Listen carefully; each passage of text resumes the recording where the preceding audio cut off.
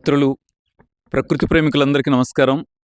మిత్రులరా, జనవరి 20వ తారీఖున మన నేలకొండపల్లి సిద్ధార్థ యోగ విద్యాలయంలో రైతాంగ ప్రయోజనాలని, సమాజ ఆరోగ్య ప్రయోజనాలని కాంక్షిస్తూ ఒక మంచి కార్యక్రమం జరగబోతూ ఉంది.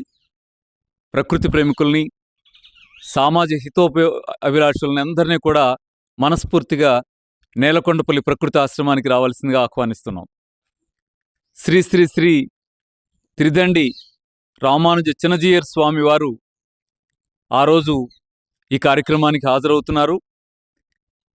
ప్రకృతి వ్యవసాయ పద్ధతులు, ప్రకృతి ఆరోగ్య సంరక్షణ పద్ధతులు ఈ సమాజానికి ఎంత అవసరం అనే దాని మీద తను ప్రసంగిస్తారు. అందరూ కూడా హాజరై ఈ కార్యక్రమాన్ని ఆ రైతాంగ సామాజిక ఆరోగ్య అంశాల మీద జరిగేటువంటి సఫల యాత్రని సఫలీకృతం చేయాలని కోరుకుంటున్నాను. మిత్రులారా, ఈ కార్యక్రమంలో హాజరయ్యే వారందరికీ కూడా ఇబ్బంది లేకుండా, ఎందుకంటే ఉదయం 9 గంటలకే ప్రారంభం అవుతా ఉంది. మీరంతా పొద్దునే వస్తారు. ఇబ్బంది పడకుండా ఉండటానికి వీలుగా మీకు ఇక్కడ అల్పాహారం కూడా ఏర్పాటు చేయడం జరిగింది. కుటుంబ సమేతంగా రండి, సంతోషంగా ప్రకృతిని ఆస్వాదిద్దాం, కార్యక్రమంలో ఇన్వాల్వ్ అవుదాం. ఈ కార్యక్రమంలో పురాతన కాలం నుంచి మన రైతాంగం వాడిన సాంప్రదాయ వ్యవసాయ పనిముట్ల ప్రదర్శన ఉంటుంది. అలాగే సుమారు 150 రకాల దేశవాళీ గింజల ప్రదర్శన ఉంటుంది. వివిధ రకాలు, ఇప్పుడు హైబ్రిడ్స్, జీన్ మాడిఫైడ్ చాలా వచ్చినాయి కదా. ఇవి కాకుండా మన దేశవాళీ వరి రకాలు ఏమున్నాయి, అనేక రకాల వరి గింజల ప్రదర్శన ఉంటుంది. వివిధ రకాల బియ్యం ప్రదర్శన ఉంటుంది. అలాగే సుమారు 54-55 రకాల కూరగాయల గింజల విత్తనాల ప్రదర్శన కూడా ఉంటుంది. ఇది కాకుండా మన సాంప్రదాయ వృత్తులైన కుమ్మరి, చక్రం, కుండలు, సాలల మగ్గం, అలా వివిధ వృత్తుల చిహ్నాలను కూడా ప్రదర్శించడం జరుగుతోంది. ఇవి కాకుండా భారతీయ గో ఆధారిత వ్యవసాయాన్ని ప్రోత్సహించే దిశగా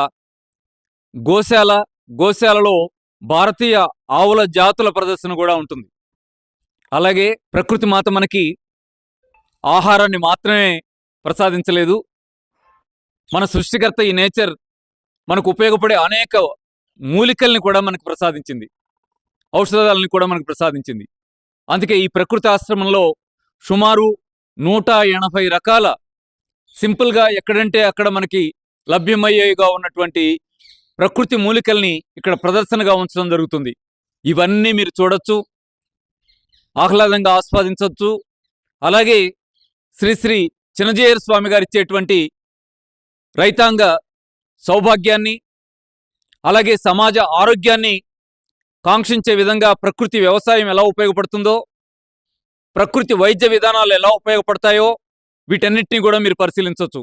మీకు తెలుసు, సిద్ధార్థ యోగ విద్యాలయం గత 27 సంవత్సరాలుగా ఇల్లు వైద్యశాలగా ఉండాలి, మనం తినే ఆహారం ఔషధంగా మారాలి, వీటిని వండి పెట్టే అమ్మ డాక్టర్ అవ్వాలనే లక్ష్యం కోసం పనిచేస్తూ ఉంది.